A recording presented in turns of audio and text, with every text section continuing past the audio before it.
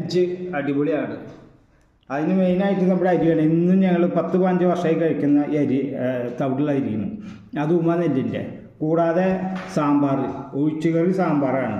സാമ്പാറെന്ന് പറഞ്ഞാൽ പരിപ്പും കായവും കോൽപ്പൊടി ഇല്ലാത്തൊരു കറിയാണ്. അതിൻ്റെ കഷ്ണങ്ങൾ മത്തങ്ങ,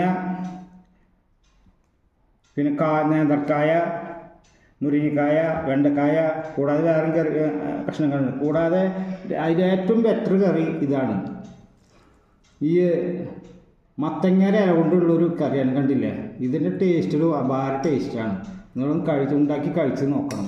കൂടാതെ ചീര, ചുവന്ന ചീരയുടെ ശരി, അങ്ങനെ 2 സൈഡ് ഡിഷും ഉണ്ട്. ഒരു മെയിൻ ഡിഷും കൂടിയിട്ടാണ് ഞാൻ ഇന്നത്തെ ഭക്ഷണം കഴിക്കാൻ വേണ്ട. കറിയുടെ കളറൊന്നും നോക്ക്, ഞാൻ ഒഴിച്ചുകൊണ്ടിരിക്കുന്നു.